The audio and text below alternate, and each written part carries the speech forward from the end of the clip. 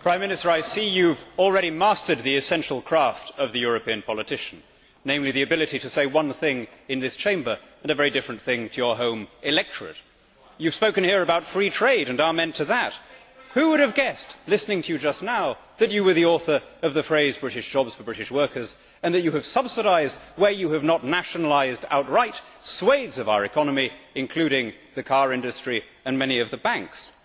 Perhaps you would have more moral authority in this House if your actions matched your words.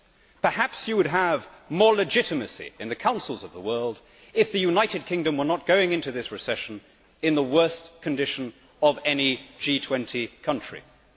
The truth, Prime Minister, is that you have run out of our money. The country as a whole is now in negative equity.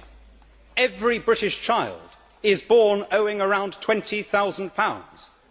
Servicing the interest on that debt is going to cost more than educating the child.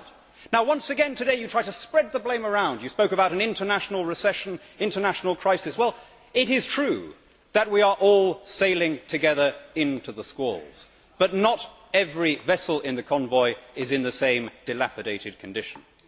Other ships used the good years to caulk their hulls and clear their rigging, in other words, to pay off debt. But you used the good years to raise borrowing yet further. As a consequence, under your captaincy, our hull is pressed deep into the waterline under the accumulated weight of your debt. We are now running a deficit that touches 10% of GDP, an almost unbelievable figure. More than Pakistan, more than Hungary, countries where the IMF has already been called in. Now, it is not that you are not apologising. Like everyone else, I have long accepted that you are pathologically incapable of accepting responsibility for these things. It is that you are carrying on, wilfully worsening our situation, wantonly spending what little we have left. Last year, in the last 12 months, 100,000 private sector jobs have been lost, and yet you created 30,000 public sector jobs.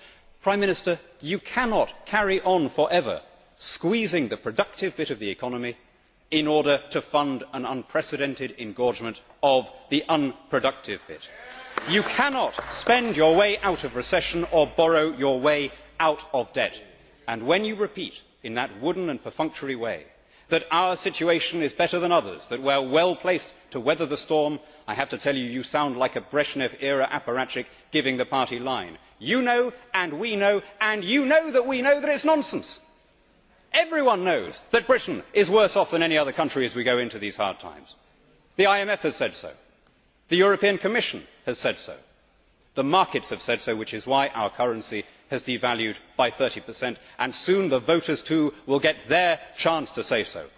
They can see what the markets have already seen, that you are the devalued Prime Minister of a devalued government.